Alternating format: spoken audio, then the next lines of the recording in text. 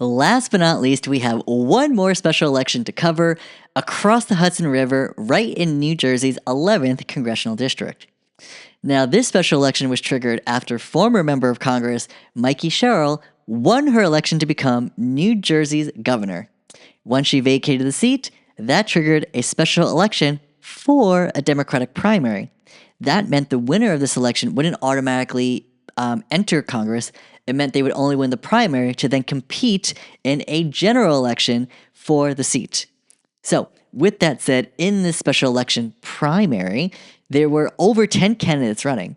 Very crowded field, tons of moderate candidates, and some center left. But that being said, the winner would have to really stand out from the crowd, and really do the work to gain every vote imaginable. So, I'm just going to focus on the three frontrunners in this race. We had the three contenders. The front runner in the race was former Congressman Tom Malinowski. He was in Congress for many years previously, but then after jumping into this district, he wanted to maintain his seat in Congress. We also had former Lieutenant Governor Tahisha Way. Her claim to fame in this race, she was heavily funded by AIPAC, the American Israel Public Affairs Committee. And last but not least, my personal favorite, we had progressive Democrat Analilia Mejìa. Now, Analilia was also a member of the Working Families Party. She was the political director for Bernie Sanders' 2020 campaign, and she has fought on progressive policy, even fighting to raise the minimum wage in New Jersey. So, with that said, all three candidates were competing for the race, Analilia being the main bold progressive, and everyone else was just moderate or center left. So, fun fact, one thing that really separated Analilia from the crowd was actually thanks to someone who worked for AOC.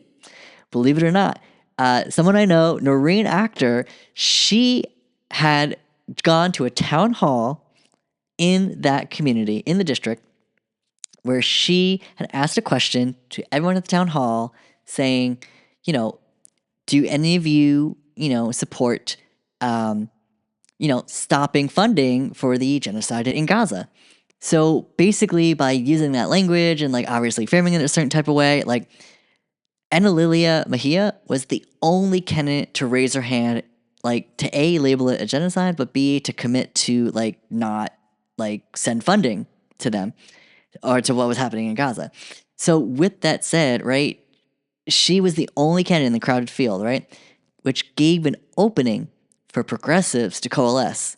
So thanks to Noreen for asking that very important question, to then shaking up and clearly defining some more clarity in the New Jersey 11 Democratic primary special election.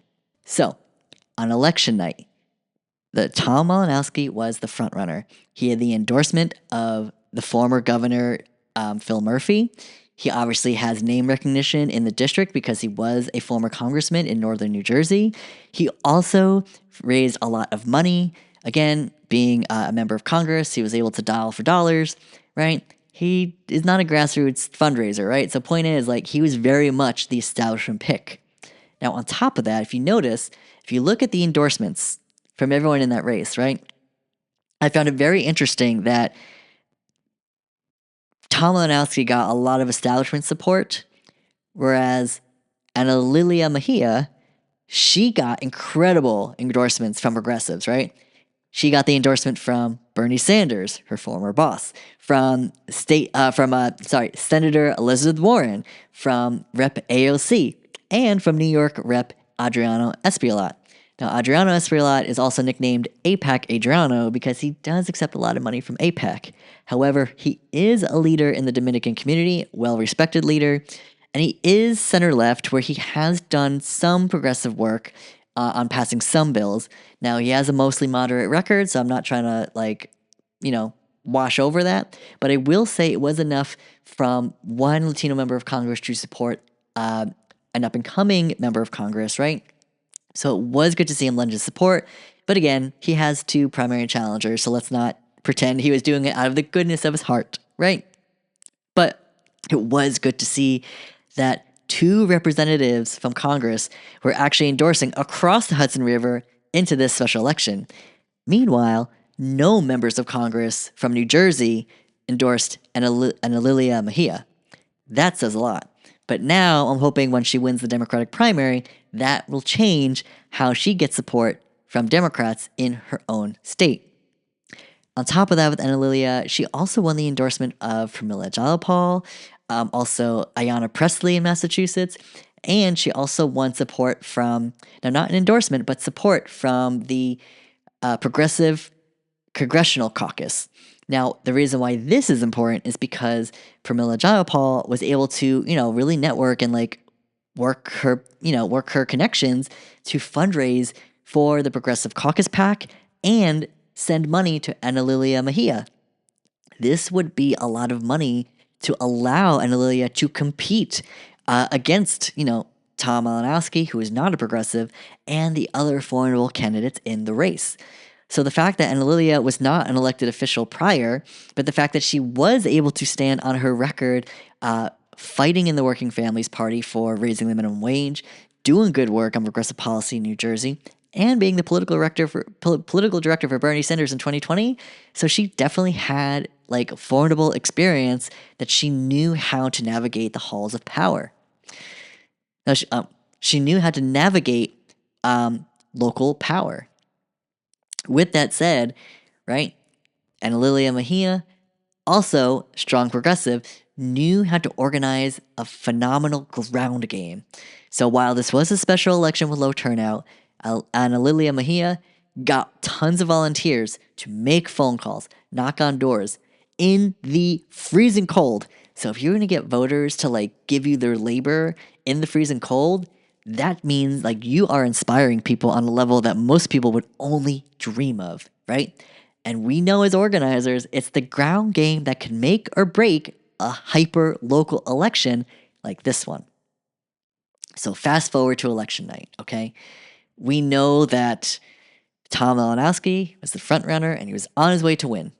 He was in first place, winning in Morris County, winning in, I believe, Passaic County as well. But also, he was up in the lead by over 3,000 votes. And there were 33,000 votes left to count. And the way the votes were breaking in support of Malinowski, Decision Desk, you might have heard of them. They usually call elections, right? They actually projected him the winner by 9:30, give or take, maybe even before 10. They already thought he won. They thought the race was over. They're all right, pack it up, go home, go to sleep. Tom won, la-di-da. Now, the catch was, yes, conventional wisdom would make us think that Tom Malinowski was the clear winner. But what they didn't realize was that the ground game for Analilia Mejia would actually burst through the facade of the establishment candidate winning. Analilia, for context, she had a huge surge in turnout on election day, turning out voters by a 2-to-1 margin against the second place candidate, Tom Malinowski. 2-to-1. So for every 5 candidates that voted for him on election day, 10 voted for her. That is phenomenal. So things didn't go exactly as planned. So on election night, everyone thought it was going to be Tom Malinowski first and Tahisha Way as second. Why? Well, because Tahisha Way was funded by AIPAC. And during the last week of the election, AIPAC heavily injected a ton of funds to her campaign account. So with that last minute boost of funding, everyone thought she was gonna, really give Tom Malinowski a run for his money, quite literally actually, but then also maybe even win. So what we were seeing is that Tahisha Way was actually winning in Passaic County, where we thought, okay, Tom Malinowski will have it, but nope, Tahisha Way was cutting into Tom Malinowski's margins. So then on election night, we saw Tom Malinowski's margins close 3,000 votes ahead, 2,000 votes ahead, 1,000 votes ahead. But it wasn't necessarily that the votes were breaking for Tahisha Way. They were breaking for Analilia Mejia. So I'll never forget this. I was on this couch around little after 10 o'clock at night that would have been Thursday. Yeah, special election on a Thursday nonetheless. That's not exactly the most popular day to vote. But anyway, I remember seeing the vote narrow down to Analilia, and I was like, oh my gosh, I think it's going to flip. Next minute later, I refreshed my screen, and I was like, oh my gosh, I saw the numbers flip.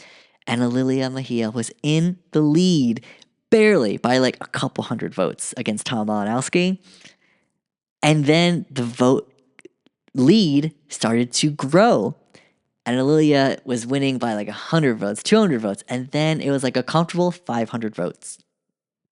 As of the time of this recording, Analilia Mejia is winning. She didn't win yet, but she is winning the special election for the Democratic primary in New Jersey's 11th congressional district by over 800 votes. She has 29% of the vote, while Tom Malinowski has like 27.7%. Very close race. Now, regardless, the vote has not been certified, and there are still 5,000 outstanding votes. Provisional ballots have to be counted, absentee ballots have to be counted, right? So there's still time before we can finally have a decision on who will be the Democratic primary winner from the special election. But what we can say is how this is all playing out is actually thanks to AIPAC, because they funded Tahisha Way, thinking that they would teach Tom Malinowski a lesson, being like, you're not going to be loyal to us 100%. We're going to fund against you. They cut into his lead, bringing votes her way to Tahisha Way. But on top of that, Tom Malinowski really overshot the moon, thinking his name recognition would do better in Morris County. The catch was that because he had represented parts of Morris County previously, or like that area from his former congressional seat, he thought that he didn't have to really invest there, invest in like resources, not so much volunteering. He thought his name recognition would really carry the district. Now, while he is technically winning Morris County, he's not winning by the margins he had expected, right? So because they're flipping to Analilia from an amazing ground game, right, that is changing the electorate. More importantly, Analilia Mejia had a strong ground game with her base in Essex County. Now, I went to college out in Essex County, out in Newark, New Jersey. So the fact that Analilia is really speaking to people of color, working class, urban voters, and people who want desperate change, right? Now, we know the Democratic base is mostly black voters and mostly voters who probably skew like moderate, maybe center left. Well, Analilia was able to break through that noise, but also break through to that base from a working class issue focused campaign. She was going around telling people like there is corruption in the Republican Party and the Democratic Party. Our Congress and our government is bought out by corporations, and people in Congress are getting or enriching themselves by trading stocks. Like, these are all things that Bernie Sanders voters, right, progressive voters, people in that district were all thinking and feeling. And it's only been exacerbated by the Trump regime and from all the ICE immigration kidnappings, detainees, and executions in daylight. So the fact that this was happening, Trump's administration really created the pressure to force people to really evaluate that, maybe a progressive Democrat is a more viable option to really combat what he was doing. Whereas the moderate Democrats, again, crowded field, if they all coalesced around Tom Malinowski, he would be the winner. Like, hands down. But the point is, too many of them oversaturated the field, giving too much confusion, not a clear enough messaging that would resonate or allow voters to coalesce around one candidate, right? It was split between Tom and Tahisha. But at the end of the day, right, it was the brilliance of Analilia Mejia's affordability-focused message, calling it like it is. She's like, hey, I'm a Democrat. I'm running in this primary, but Democrats are corrupt too. And that spoke to a lot of people who thought it was real and authentic. And lastly, her identity was like not the main focus of her campaign, but as a woman of color, Latina, like that just allowed her to connect with spaces, especially in immigrant communities, right? Knowing that so many so many Latino immigrants were fearing for their lives after what the Trump administration was doing. So she set herself up for success. It was phenomenal to see. At the end of the day, she's currently winning that election. Again, 5,000 outstanding votes. Until every last vote is counted, will she actually declare official victory? In her messaging on election night, she's actually she declared that she is not the winner, but that she is emerging victorious, right? That's a nice way to say you're in the lead. But more importantly, right, she uploaded a photo to her Instagram of President Truman holding the newspaper back when Truman won his election in an upset victory, when the press had released the paper saying that Truman lost to Dewey. Turns out that Dewey actually lost the election and Harry Truman won. So that there's this iconic photo of Harry Truman holding up the newspaper saying he lost. Meanwhile, he was already the winner. So to see Analilia Mejía, come out victorious on election night, she is currently winning. So until those votes are counted, can we officially declare it? But until then, I'm keeping the faith because Analilia Mejía, strong progressive candidate, meeting the moment, has done incredible work knocking thousands of doors and she has knocked on so many doors and made so many phone calls, her team. It's just so inspiring to see how the organizing worked. The message resonated, they hit the ground running. Remember, 2-1 margin on election day votes. And lastly, had people come out in the cold to knock doors and support her and cast their ballot. She is earning that seat in Congress, right? So I really hope she stays victorious when all the votes are counted. And at the end of the day, I cannot wait to see what Analilia Mejía does next. Hey, thanks for watching. If you like what you heard and want to learn more, make sure to subscribe to Not Suitable for Democracy on Apple Podcasts, Spotify, and YouTube. Or you can follow along on Instagram and TikTok. I use the same handle for both, so make sure to follow along at NSFD_pod. Take care, and remember, democracy is not suitable without you.